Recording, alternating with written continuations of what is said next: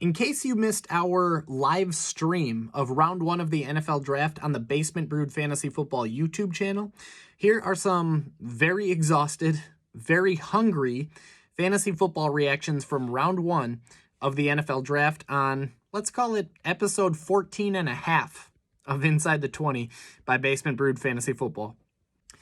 You got Marvin Harrison Jr., who is a legitimate generational talent who is now joining a Kyler Murray offense that just vacated 162 targets when they let Marquise Brown walk out the door and traded Rondale Moore. This is an obvious, terrific fit for fantasy football. Malik Nabers is joining a New York Giants offense that I guess will be quarterbacked by Daniel Jones, maybe. He's joining a Giants offense that has finished 25th or worse in passing attempts in each of the last 2 years, 26th or worse in passing yards in each of the last 2 years, and 24th or worse in passing touchdowns in each of the last 2 years under Brian Daboll. Not a lot to like about Malik Nabers, at least in year one. Obviously, he's the type of talent that you're happy to bet on long-term in dynasty leagues, but it's really tough to feel optimistic about this one in year one with the New York Giants.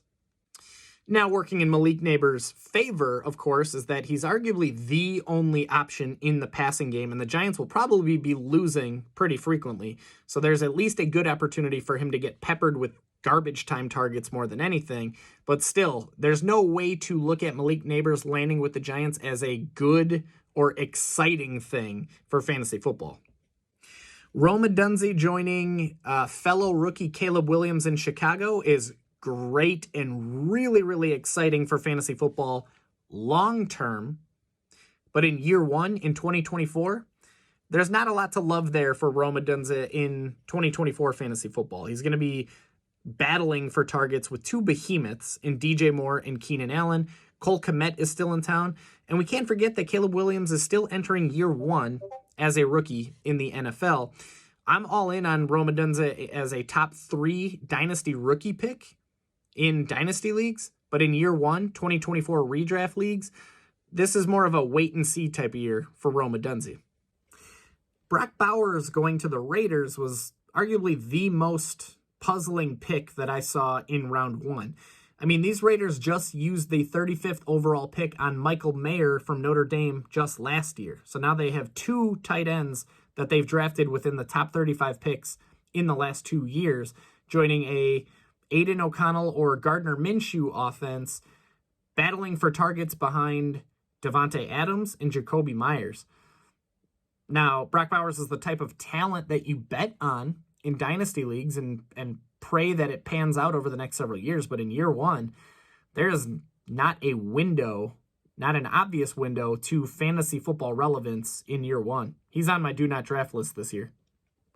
Brian Thomas was widely considered one of the top wide receiver prospects in this year's class, and he's joining a Jacksonville Jaguars offense that just vacated 136 targets when they let Calvin Ridley walk out the door. Ridley averaged 8 targets per game in 2023. Now, Brian Thomas himself, he's a little bit different of an animal. He's 6'2", 209, big-bodied wide receiver. He is very fast. He ran a 4.3 40. And he plays a lot like a big slot wide receiver, which makes things a little bit interesting for Christian Kirk, who's been balling out ever since he became a member of the Jacksonville Jaguars. Ultimately, from what I've seen in early drafts, Brian Thomas is going to end up on my do not draft list just based on his early ADP, but be patient. Let's see how things shake out over the next couple months. Maybe there's enough room for the both of them. It is worth noting that the Jaguars also brought in Gabe Davis, who has long proven himself to be a boom-bust wide receiver in his own right, but they also have Evan Ingram in town. It's turning out to be quite a lot of mouths to feed in Jacksonville, especially if you consider that Zay Jones is still there. We'll see how ADP starts to shake out, but ultimately, this pick really kind of soured me a little bit on Christian Kirk and Evan Ingram, 2 guys that I was really excited to draft in 2024 ahead of this pick. But again, let's wait and see where ADP shakes out. My favorite pairing of the entire first round of the NFL draft is Xavier Worthy joining Patrick Mahomes with the Kansas City Chiefs. I mean, this has a poor man's Tyreek Hill written all over it, and that might be too much of an insult to Xavier Worthy. Terrific football player. He's teeny tiny. He's 5'11", 165. Tyreek Hill, of course, is 5'10". And oh yeah, Xavier Worthy also ran the fastest 40-yard dash in history at the NFL Combine, something that sounds quite a bit like a cheetah, like Tyreek Hill. But he's not just a speed guy, so don't think, John Ross type of player. He's a playmaker. He's a dominator. He had a great college production profile. He dominated as a true freshman in college.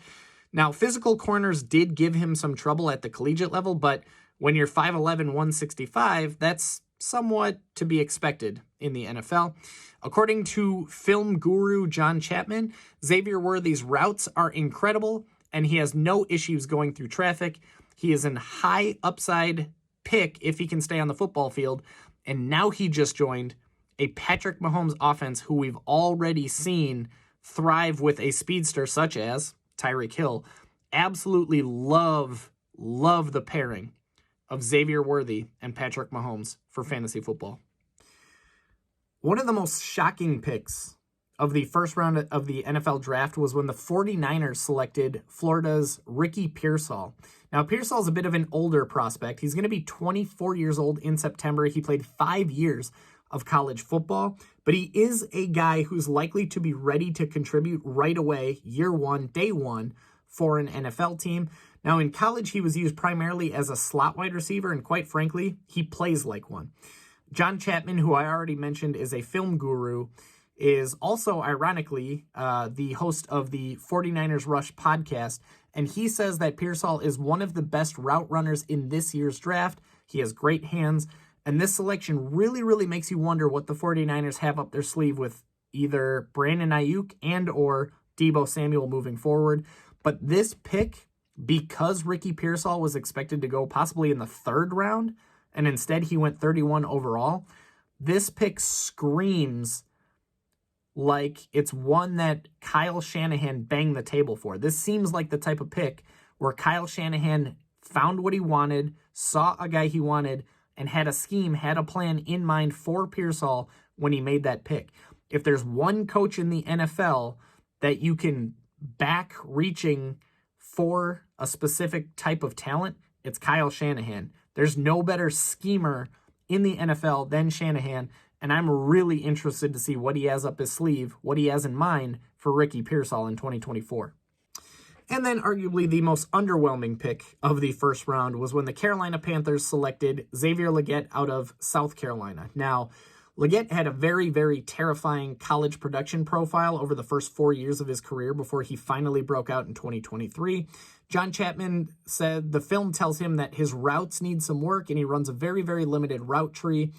Now, all of that said, Legette did have a really, really strong 2023 season, and according to John Chapman, his 220-plus pounds with a 40-inch vert and 4.3 speed is very, very rare. There is some Legette, or some upside to Legette in dynasty rookie drafts if you're able to get him perhaps at a discount, but now that he is officially a first-round wide receiver in the NFL, it's fair to wonder if he will be at a discount in dynasty rookie drafts. Now, the limited route tree and the route running that needs work, that's concerning in year one for Xavier Legette, especially when you consider that Adam Thielen is there. They traded for Deontay Johnson. They used a high second-round pick on Jonathan Mingo last year. But it also is fair to wonder if, with Adam Thielen getting up there in age, Deontay Johnson in the final year of his contract, no guarantee he'll be back to Carolina next year, it's fair to wonder if Xavier Legette is the long-term wide receiver one for the Carolina Panthers moving forward, and what better year than year one to take a redshirt year and polish his routes and learn more of the route tree under a wily veteran like Adam Thielen. So this year, I'm not at all interested in Xavier Legette, but down the road in dynasty leagues, there's some appeal there. That's all for now. Be sure to follow for more and or subscribe to the Basement Brood Fantasy Football YouTube channel for fantasy football insights all year round.